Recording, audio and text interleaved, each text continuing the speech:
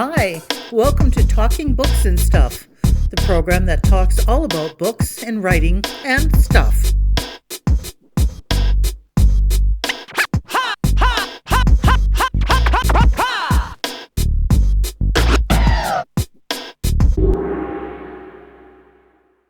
Here's your host, Dennis Rimmer. Hello and welcome back. This is Talking Books and Writing and Stuff, the podcast that talks about books and writing and stuff like that there. Today with us from St. John's, Newfoundland, we have Kevin Major. And Kevin, how's things going on? How are things on the rock these days? Well, we're not too bad actually in terms of the COVID situation. Newfoundland is fairly well as compared to some other places. We have a few cases, but we're holding in rather well, so that's good on that front. Snow-wise, we're doing pretty well as compared to last winter, which we had so much snow. But we're generally holding on here pretty well. Well, that's good. And you're from St. John's, Newfoundland. Now, I understand you were born and raised in Newfoundland, correct? That's right, yes. I was born actually on the west coast of Newfoundland in a place called Stephenville. So, Newfoundland is fairly big. So that's, 900 kilometers away from where I live now. So, yeah. And I've lived in Newfoundland most all my life. I've traveled a fair bit, but Newfoundland is always the place I've come back to. So you were born the same year as I was, which is the same year that Canada joined Newfoundland, apparently. So, according to Joey Smallwood. That's exactly right. I was born in September of 49, and we came into Confederation with Canada end of March 49. So I always like to say I was conceived a Newfoundlander but born Canadian. That's right. So, and is it true that St. John's is closer to London, England than it is to Ottawa? I don't know about Ottawa, but certainly a good portion of Canada. You go to, I live about 10 kilometers from Cape Spear, which is the most easterly point in North America. And I like to tell people that on a clear day I can see France. Not quite true, but, we are pretty close. Certainly much closer than my relatives in BC, for example. Now, when you say you could see France, well, that's almost true because we got Saint-Pierre and Miquelon just to the east of you a little bit. How far away are they from your home? Where I live in St. John's, they're off the Burin Peninsula, so we're talking probably about 3 hours or so to get to where the ferry leaves, and then it's another 45 minutes, I guess, to get across to Saint-Pierre from a place called Fortune. Ah, gotcha. Okay, have you ever been there? Well, I've been there several times. Yeah, oh. Yeah. It's an interesting spot. It's very much France. It's not Quebec in any way. It's France. It's a little segment of France in this part of the world. So it's a great treat to go out there. Yes, I would think so. I'd like to do that one day. We're with Kevin Major today, and now that we've talked to weather and geography and health and economics, the reason I called in the first place was because I'm reading Two for the Tablelands, which is number 2 in a series of Sebastian Sinard books, and the first one was One for the Rock. So I see a pattern developing here. Is the third one going to be, I don't know, 3 for the Seals or something? It's three for something, but I can't tell you at this point what the third word is. But it will be, and hopefully be out this fall, actually. Oh, good. Well, maybe we'll chat in another 6 or 7 months and talk about that one. But the book in question is Two for the Tablelands. So what and where are the Tablelands in Newfoundland? Well, the Tablelands are an amazing geological formation. They're within a national park, Grossmoor National Park, on the west coast of Newfoundland, partway up the Great Northern Peninsula. And here is where the Earth's crust has actually been thrown up above the mantle, and it's happened in very, very few places in the world. So these tablelands are large, toxic mountains in a sense, and they have no plant life on them except at the base, which is infiltrated the area. But generally, these huge, almost tan-colored mounds, and they're really the centerpiece of Grossmoor National Park. Geologists come from all around the world to study them, and they're they're of great interest to geologists and the theory of continental drift. So it was a great place to set a murder mystery, I thought. Yes, it is, and the poor victim has been mutilated in some private areas, shall we say? And now, do you have the RCMP in Newfoundland, or is it still the Royal Newfoundland Constabulary? Well, we have the RCMP controls or is in charge in terms of the police protection in rural Newfoundland. Now, in St. John's, we have our own police force, the Royal Newfoundland Constabulary, and it's also in evidence in other parts of Newfoundland, larger places like Corner Brook.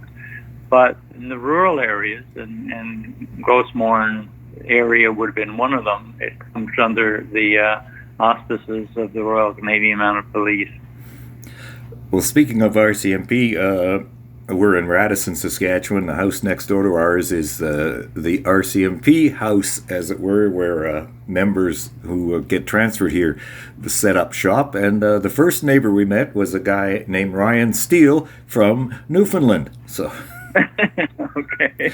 Yeah, and that was pretty interesting. So, let's see, Sebastian Sinard. Tell us a little bit about we're talking, excuse me, I'm bumbling my way through here. We're talking with Kevin Major. He has 20 books at least out there. We'll talk about those in a moment. The series, though, is the one for the Rock with Sebastian Sinard and two for the Tablelands. So how did this character, Sebastian Sinard, come about? Well, that's kind of interesting. Sebastian, as you know, you read the book, is a bit of an offbeat kind of guy, and he's not initially anyway, and kind of a detective of any sort. In fact, he's the tour guide. In the first book, in his role as a tour guide in leading 6 people from various parts of North America around his city of St. John's, one of them disappears when they're on a hike, and he finds himself the body over a cliff.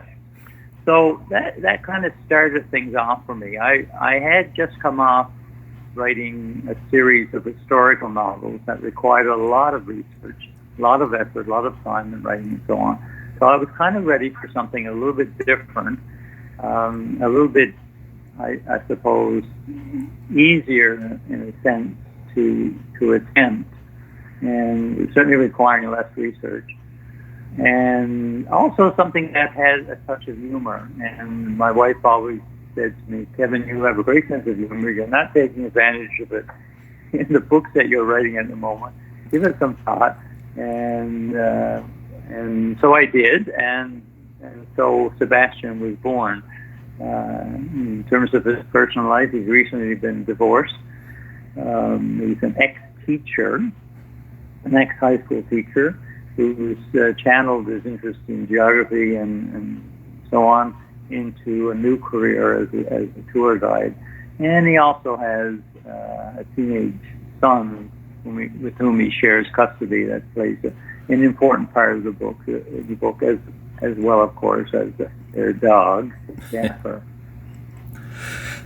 And Kevin Major, as you may have heard when I reviewed the book, the son is always on his phone, and it's like you said, why do these kids always have to tell everybody in the whole world everything they do 24 hours a day? I don't understand. Well, I think that, years ago I wrote quite a number of books with teenage characters, so-called young adult novels, and so that age group always interested me, and I've kind of had to update my thinking into the new technology and the new concerns and so on. But it's kind of been fun developing the relationship between Sebastian and his son Nick. And Nick does things that irritate him, but generally they get along pretty well, and they're coping with various situations, including his mother's new love interest, which just happens to be a police inspector that Sebastian has to deal with on a different. So there are lots of kind of intrigue in that way. And my idea for the series, if it does continue to any length, is that over time, of course, Nick will grow older and he'll have different personal concerns. Sebastian himself will develop in whatever way in terms of his personal life. So we'll see a growth of the main characters, the reoccurring characters, as they find themselves in various parts of Newfoundland trying to solve murder mysteries of one sort or another. And Kevin Major is with us, 1 for the Rock, 2 for the Tablelands in the Sebastian Sinard series. Where did the name itself, Sebastian Sinard, come from? Well, he explains where his name came from in the first book. I won't tell you exactly what it is, but people pronounce it Sinard, or sometimes in Newfoundland we pronounce it Sinard. And he always disliked his name, Sebastian Sinard. He says it's kind of a mouthful and odd and rather peculiar combination of words. So I wanted that to begin, that his name, if he's going to be a recurring character, will kind of stand out a little bit.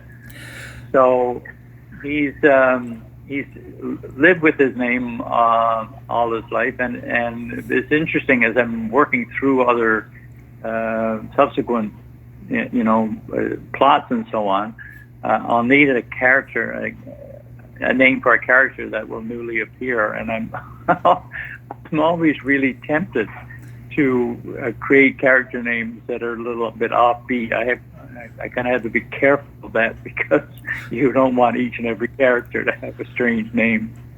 That's right. And yet, when I was in junior high school or something, attempting to write fiction, detective fiction, westerns, I always thought they had to have strange names, like Cole Younger, or something like that for a cowboy. So I was thinking that maybe your guy on the Newfoundland on the Rock could have been something like Crunch Hardtack or Dash Riprock or something, which are throwbacks to an old Beverly Hillbillies episode where some guys were mooning around Ellie Mae, and that was their movie star names. But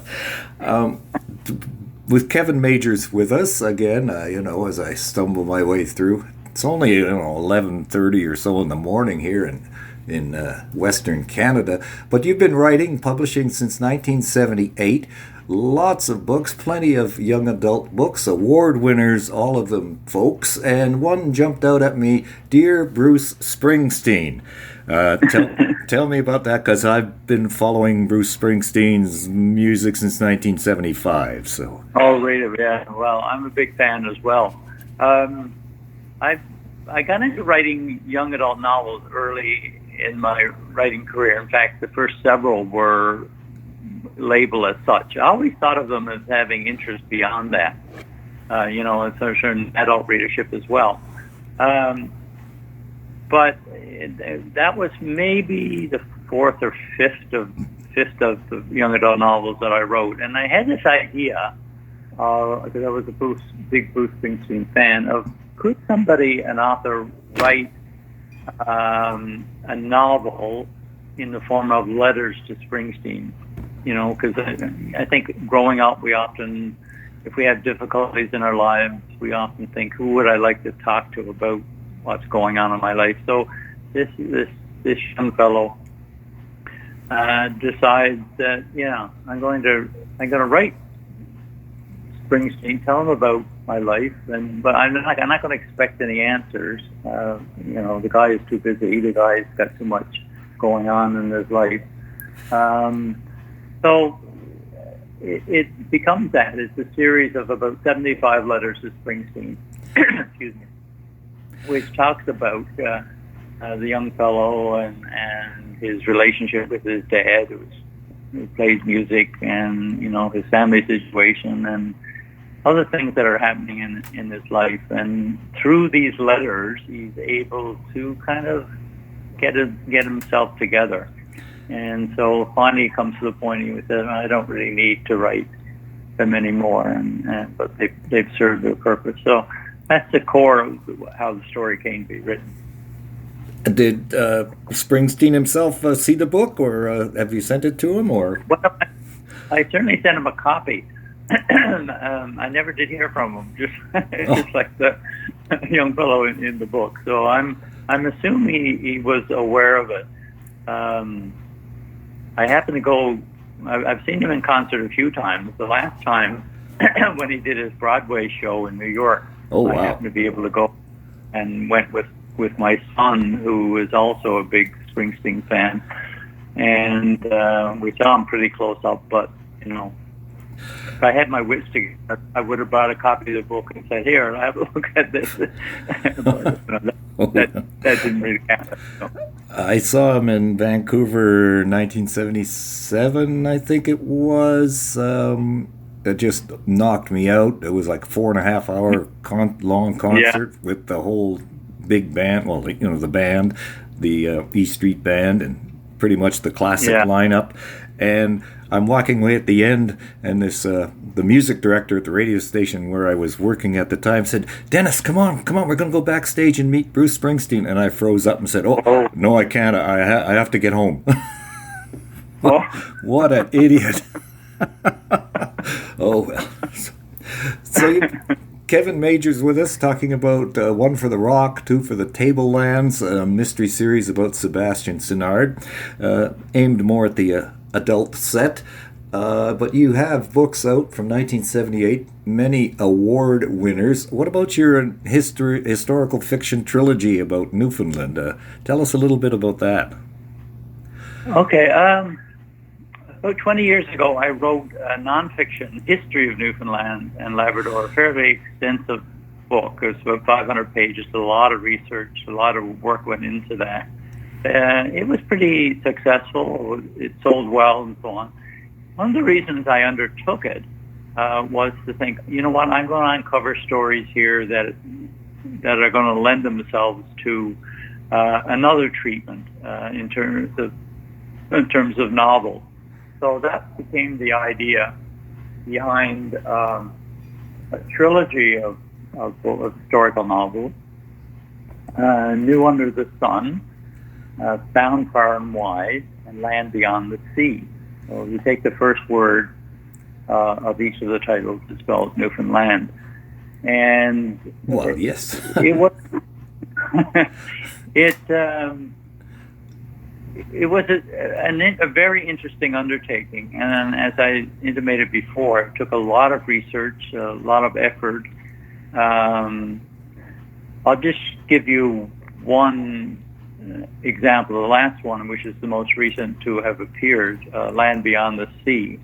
In 1942, the ferry between Nova Scotia and Newfoundland was torpedoed by a German U-boat in October 1942, and a lot of lives were lost, over 100. Roughly, slightly less than number survived. But we don't often think in terms of German U-boats coming this deep into Canadian territory. Newfoundland territory, because it was before we joined Canada. And when I researched that, it was a lot of interesting sub-stories in terms of how people survived, and the story behind some people who didn't. And so I said, I'm going to tell the story, but you know what? I'm also going to tell it from the viewpoint of the German U-boat captain. Oh. Because I think there's two parts to all these war stories, and that had not really been done before. And I'm pleased to say that the book has been translated into German and published in Germany as well. So I'm quite proud of the book. It was, I think, probably the most effort I ever put into a novel, because I wanted to get it right. I wanted to make these characters convincing. And of course, I'm not in the military, and I had a lot of learning to do about how things happen in the submarine, in a U-boat, and so that's how that particular book came about. So, thinking about that, and then the books that came after the crime series which we're talking about now, you can see it was quite a switch, but it was probably a welcome one, because I wanted something to tackle that was maybe a bit lighter. Murders can be pretty serious at times. Right. Yes, it's pretty. But in this case, the central character, his sense of humor really stands out in the book. Kevin Major's with us. 1 for The Rock, 2 for The Tablelands, plus all the other books he's mentioned, many award winners along the way. And this is from Breakwater Books. What's your connection with them? They're a local company from St. John's, right? Yes, but Breakwater Books is the longest standing Newfoundland independent publisher. In fact, before I published my first book of my own, I edited an anthology of Newfoundland writing called Dory Loads, and that was one of the first books Breakwater ever published. So in the course of my writing career, I've been published by several different publishers, and I've recently come back to Breakwater and found I'm just tremendously enjoying the experience, because like this morning, I could get up and in 5 minutes I'm down talking to my publisher, and if I want to contact my editor, that's really easy as well. Yeah. Which is very different from my other experiences, in that publishers were generally centered, say, in Toronto, and I rarely got to see them in a sense. So yeah, it's been a treat in that way, and they've been very supportive of my books that they published. This is the third one now. Sorry, this is the fourth one. Fourth. Think about it. Sorry. Wow. Yeah. So, And they're very enthusiastic about this series. We'll see where it goes. That's right. And Kevin Major's with us. Before we let you go, maybe you can tell us a little bit about what, obviously you're doing this writing thing full time. What kind of day do you have? What are your days like usually? I like getting up early in the morning. By early, I mean roughly around 5 o'clock. It's the time I find best for writing. That those early morning hours is often still dark. I can get up, make a cup of coffee, find a comfortable seat, and focus in on that computer screen when everything else around me is in darkness. And it really helps me concentrate, and it's then I do my best writing. If I'm fortunate, I can write about what roughly translates into a page a day. And sometimes I'm fortunate and more comes my way, sometimes a bit less. But I'll spend 2 to 3 solid hours concentrating on the story I'm working on at the moment. So I'll first start by rereading what I've written the day before, making some changes, smoothing it out a bit. and then I'll continue on. I'll revisit the manuscript maybe a few times during the day when I have more time, maybe in the early afternoon. But that's really my time of concentration. And there's other things to be doing, family life of course, and making supper now and then, and going out for walks, some exercise. But that is what I found for me, and I've been doing it for quite a number of years, getting up early and working in those early hours. Great, Kevin Major. We want to thank you very much, and we'll get back to you. We'll keep in touch for 3 for the whatever, perhaps, if when that one comes around, and we can do this all over again. Okay. Thanks so much. It's been great talking with you. Kevin Major was with us. Thank you for listening. Thank you for visiting with us today. This is Talking Books and Stuff with Dennis Rimmer.